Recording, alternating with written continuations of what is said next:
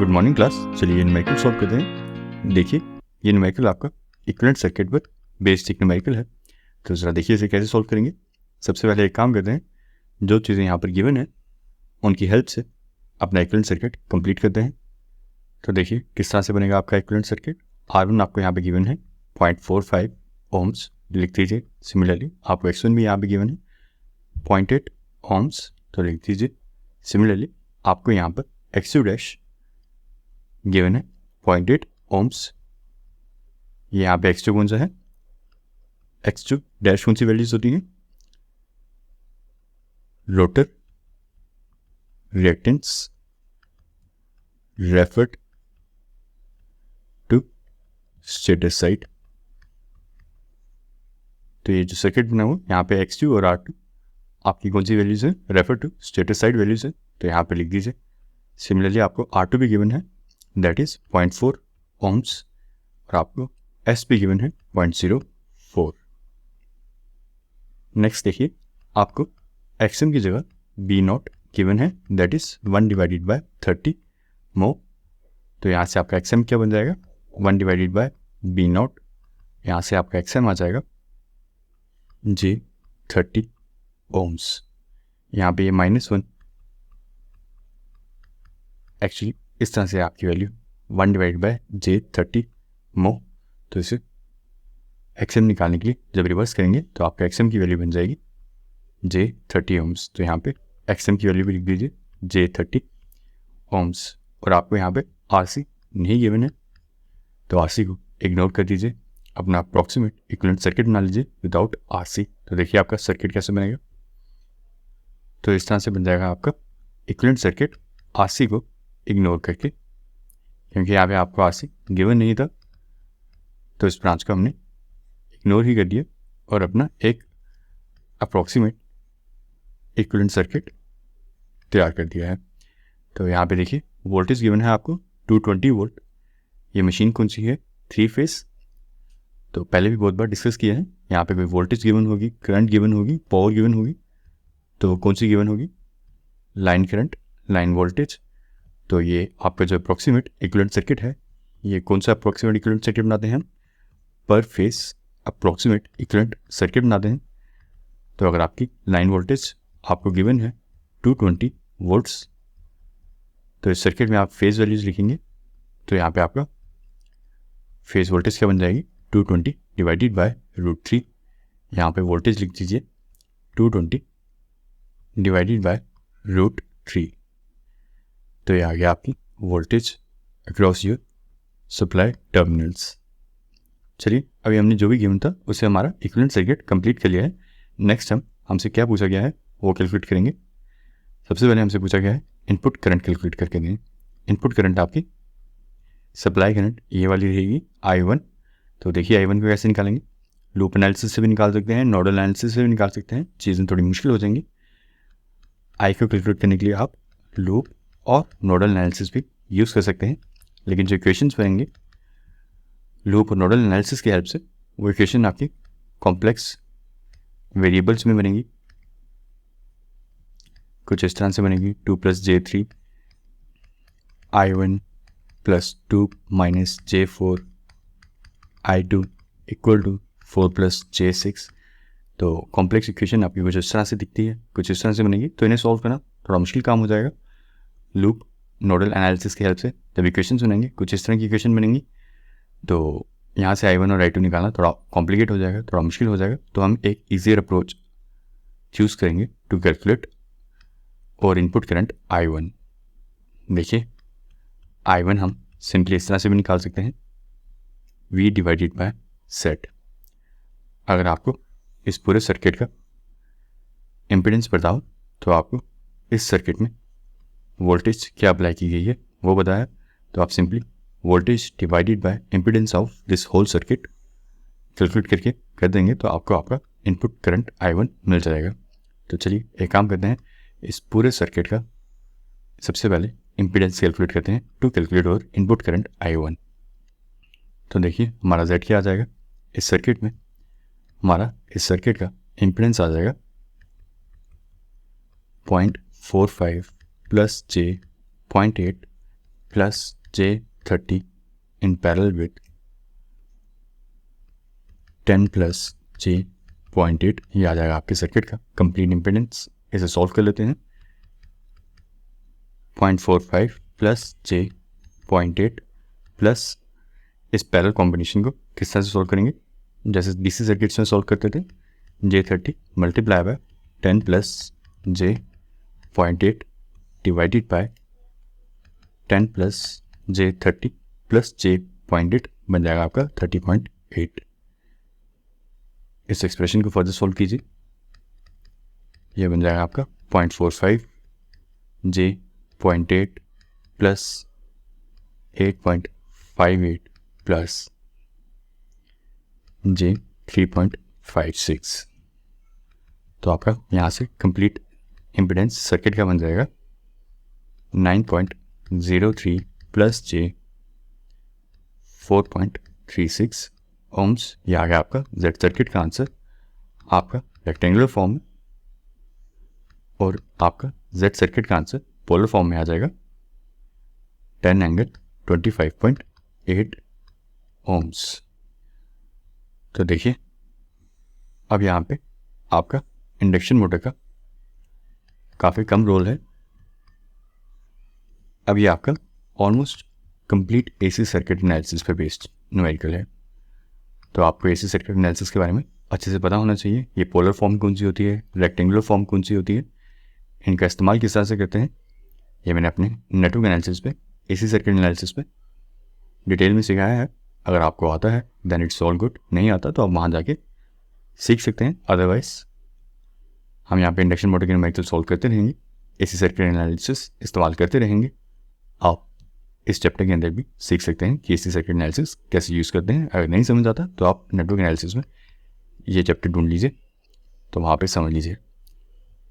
तो देखिए next step है हमारा इनपुट करंट निकालना I1। हमने जैसे डिसाइड किया था V/Z करके निकालेंगे। यहाँ पे आपका V को हम एज रेफरेंस ले रहे हैं, taking input voltage as reference, मतलब वोल्टेज के साथ जो एंगल बनेगा उसे 0 डिग्री कंसीडर करते हुए हम हमारा न्यूमेरिकल सॉल्व करेंगे। तो यहाँ पे देखिए आपका I1 क्या आ जाएगा, इनपुट वोल्टेज पर फेज आपको गिवन है 220 डिवाइडेड बाय √3। जेड सर्किट अभी आपका कैलकुलेट किया है 10 एंगल 25.8 डिग्रीज और 220 के साथ आपका 0 डिग्री आ जाएगा। तो यहाँ से आपका इनपुट करंट का आंसर बन जाएगा I1 का 12.7 एंगल -25.8 डिग्रीज। तो ये आ गया आपका इनपुट करंट का आंसर I1 का। तो देखिए नेक्स्ट चीज़ आपसे क्या पूछी गई है, नेक्स्ट चीज़ आपसे पूछी गई है कि पावर फैक्टर निकाल कर दें। तो चलिए पावर फैक्टर निकालते हैं। देखिए पावर फैक्टर कैसे निकालेंगे, आपकी सप्लाई करंट का जो एंगल रहेगा वही हमारा पावर फैक्टर एंगल होगा। तो आपकी सप्लाई करंट का यहाँ पे आप देख सकते हैं एंगल है 25.8 डिग्री, माइनस का साइन मतलब लैगिंग पावर फैक्टर है। तो यहाँ से आपका पावर फैक्टर क्या बन जाएगा, cos ऑफ 25.8 इक्वल टू 0.9। तो आपका input power factor as asked, input power factor आपकी इंडक्शन मशीन का बन जाएगा cos of 25.8 equal to 0.9 lagging. तो ये हो गया आपका सेकंड पार्ट। नेक्स्ट देखते हैं थर्ड क्या पूछा गया है आपसे। थर्ड आपसे पूछा गया है एयर गैप पावर निकाल के दें। एयर गैप पावर कौन सी होती है, जो आपके रोटर को ट्रांसफ़र होती है थ्रू स्टेटर। और इसका एक्सप्रेशन क्या रहता है, 3 is for 3 phase multiply by I2 का square multiply by R2 by S। ये करंट रहेगी आपकी I2 और R2 बाय S क्या बन जाएगा आपका ये वाला इम्पीडेंस। तो चलिए सबसे पहले एक काम करते हैं, एयर गैप पावर निकालने के लिए I2 कैलकुलेट करते हैं with the help of current division rule. देखिए आपके मशीन सब्जेक्ट के अंदर इस तरह की अगर आपको, या आपके पावर सिस्टम सब्जेक्ट के अंदर या मेजरमेंट सब्जेक्ट के अंदर इस तरह के सर्किट्स देखने को मिले तो उस टाइम आप क्या सोचेंगे, आप क्या सॉल्व कर रहे हैं, मशीन का न्यूमेरिकल, पावर सिस्टम का न्यूमेरिकल या मेजरमेंट का न्यूमेरिकल।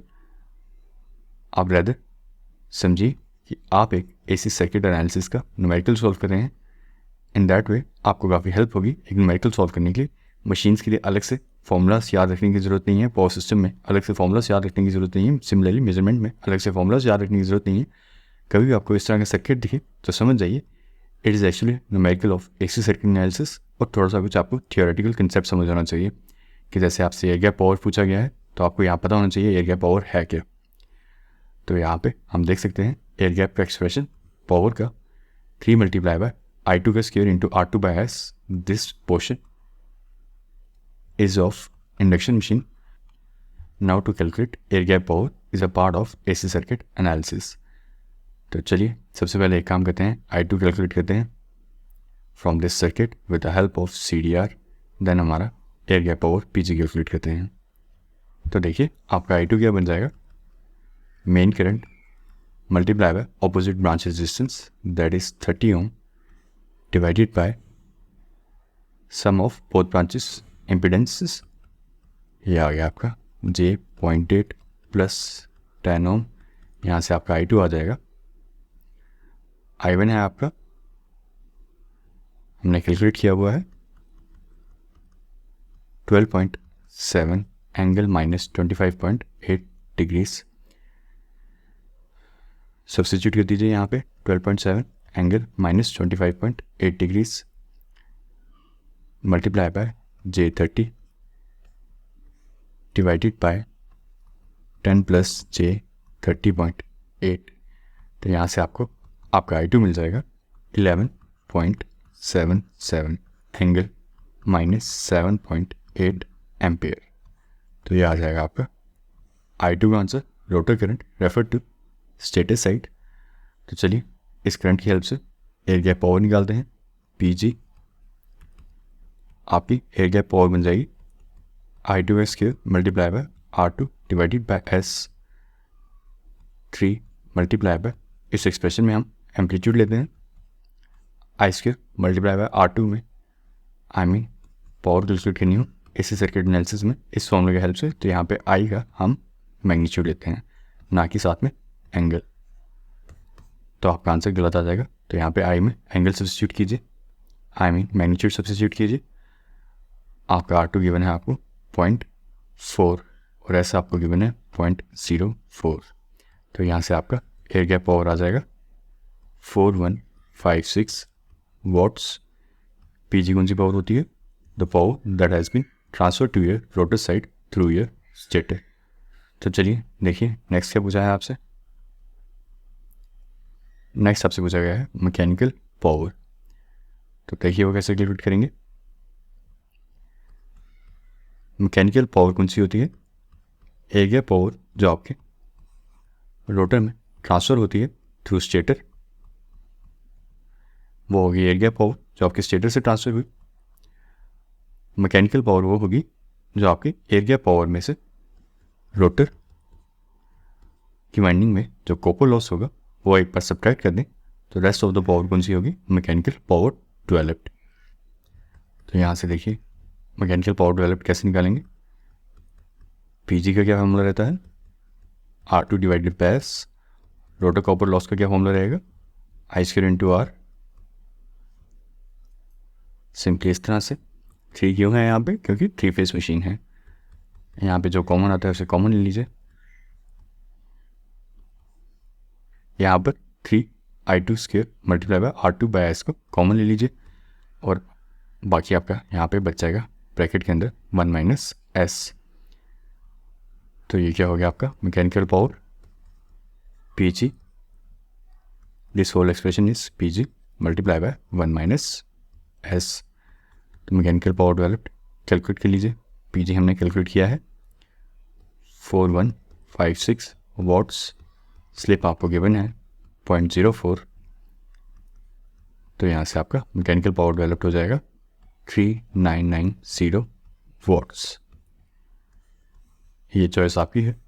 मैकेनिकल पावर डेवलप्ड आप इस फॉर्मूला से निकालें और मैकेनिकल पावर डेवलप्ड आप इस फॉर्मूला से निकालें। ये दोनों एक ही फॉर्मूलाज हैं, आपस में एक दूसरे से ही डेवलप्ड हैं, इंटर रिलेटेड हैं, आपको रिलेशन समझ आता है, ठीक है। अदरवाइज आप इन दोनों में से एज अ फॉर्मूला याद रखना चाहते हैं, that is your complete choice. चलिए नेक्स्ट चीज़ देखते हैं। नेक्स्ट क्या पूछा गया है हमसे। नेक्स्ट हमसे पूछा गया है इलेक्ट्रोमैग्नेटिक टॉर्क कैलकुलेट करके दें। तो चलिए वो कैलकुलेट करते हैं। देखिए इलेक्ट्रोमैग्नेटिक टॉर्क TEM का फॉर्मूला रहेगा आपका PG divided by omega S या PM divided by omega R, where omega S is synchronous speed in radian per second and omega R is rotor speed again in radian per second। तो यहाँ पे आप electromagnetic torque TEM किसी formula से निकाल सकते हैं। मैं फर्स्ट वन से निकालना पसंद करूँगा, electromagnetic torque from expression PG divided by omega S। PG हमने कैलकुलेट किया है 4156 watts divided by omega S आ जाएगा आपका 2 पाई NS डिवाइडेड बाय 60। यहाँ पे NS भी कैलकुलेट कर लेते हैं। NS आपका बन जाएगा 120 F बाय P। फ्रीक्वेंसी गिवन है आपको 50 हर्ट्स, पोल आपको मशीन की गिवन है 4। यहाँ से आपका NS आ जाएगा 1500 RPM।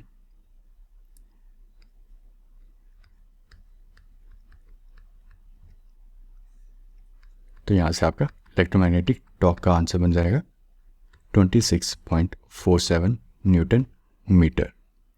तो ये आ गया आपका इलेक्ट्रोमैग्नेटिक टॉर्क का आंसर। चलिए नेक्स्ट देखते हैं हमसे क्या पूछा गया है। नेक्स्ट हमसे पूछा गया है आउटपुट पावर। तो जरा देखिए कैसे निकालेंगे। आउटपुट पावर कौन सी हुई, शाफ्ट पावर की आउटपुट पावर कहेंगे। शाफ्ट पे कौन सी पावर कौन सी है, जो मैकेनिकली पावर डेवलप होती है आपके रोटर सर्किट के अंदर, minus friction and windage losses. तो जो पावर पीछे बचेगी उसे हम कहते हैं आउटपुट पावर या शाफ्ट पावर। जो आपके यहाँ पे एक काम कीजिए, एक बार समझ लीजिए आपके इंडक्शन मोटर में पावर की डिस्ट्रीब्यूशन कैसे रहती है। कुछ इनपुट पावर होती है, उसमें से stator core loss plus stator copper loss detect करने के बाद जो पावर बचती है वो आपके रोटर सर्किट में ट्रांसफर हो जाती है through the mutual induction. That power is called as PG। ये आ गया आपकी input power. After stator copper and core loss आपकी पावर ट्रांसफर हो जाती है आपके रोटर सर्किट को। That power is called as PG। Then आपकी रोटर में जो पावर डेवलप होती है वो कौन सी होती है, PG subtracted by rotor copper loss. जो पीछे पावर बचती है that is PM mechanical power developed. और इस पावर डेवलप में से जब आप एक बार फ्रिक्शन एंड विंडेज लॉसेस निकाल लेंगे तो पीछे जो आपकी पावर बच जाएगी वो आपकी कौन सी होगी, जो आपके शाफ्ट में पावर पहुंचती है, and that is called as shaft power और आउटपुट पावर। तो ये रहता है आपका पावर का डिस्ट्रीब्यूशन आपके इंडक्शन मशीन के अंदर। Input power minus stator copper and core losses, that is PG, and in same fashion you can read all the power flow. तो चलिए अब एक काम करते हैं, शाफ्ट पावर कैलकुलेट करते हैं। ये पूरा पावर डिस्ट्रीब्यूशन मैंने पहले भी किसी लेक्चर में पढ़ाया हुआ है, आप वहाँ से आराम से डिटेल में पढ़ सकते हैं। तो P शाफ्ट आपका बन जाएगा PM minus friction and windage losses, और PM हमने कैलकुलेट किया है 3990, और फ्रिक्शन एंड विंडेज लॉसेस हमें गिवन है एज 150 वॉट्स। तो ये आ गया आपका फ्रिक्शन एंड विंडेज लॉसेस, और यहाँ से आपका आउटपुट पे कितनी पावर बन रही है, 3840 वॉट्स। तो ये आ गया आपकी शाफ्ट पावर। तो चलिए नेक्स्ट देखते हैं हमसे क्या पूछा गया है। लास्ट में हमसे पूछा गया है एफिशिएंसी कैलकुलेट करके दें। तो एफिशिएंसी कैसे कैलकुलेट होगी, एक ही फॉर्मूला रहता है एफिशिएंसी कैलकुलेट करने का, that is output divided by input. Output है आपके पास 3840, इनपुट आप को कैलकुलेट करना है। दो तरीके हैं इनपुट कैलकुलेट करने के, आउटपुट प्लस लॉसेस। सारे लॉसेस आप इंडक्शन मशीन के ऐड कर देंगे अपने आउटपुट में, that will be your input, और you can simply calculate your input power. तो इनपुट पावर देखिए आपके इंडक्शन मशीन में कैसे कैलकुलेट करेंगे हम, VI cos फाई करके, ठीक है। ये पावर जो मैंने यहाँ कैलकुलेट की हुई है output power, that is 3 face. तो इनपुट पावर भी जो मैं कैलकुलेट करूँगा that will B also 3 face, that's why over here is 3। और यहाँ पे वोल्टेज और करंट कौन से होंगी, फेस वोल्टेज और फेस करंट। और अगेन पावर की कैलकुलेशन कर रहे हैं यहाँ पे V और I हम क्या लेंगे, सिर्फ मैग्नीट्यूड, नो एंगल। एंगल नहीं ले लीजिएगा, एंगल लेंगे इस एक्सप्रेशन में तो आपका आंसर गलत आएगा। तो देखिए पावर इनपुट क्या बन जाएगा आपका, 3 मल्टीप्लाई बाय फेस वोल्टेज है आपकी 220 डिवाइडेड बाय √3। करंट I1 हमने कैलकुलेट की है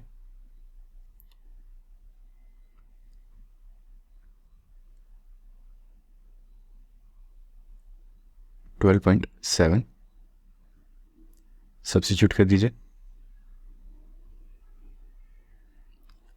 12.7 और हमारा एंगल है 25.8। तो यहाँ से आपका इनपुट पावर आ जाएगी 4357 वॉट्स। यह आ गया आपकी इनपुट पावर। अब यहाँ से आप एफिशिएंसी निकाल सकते हैं अपनी, 3840 डिवाइडेड बाय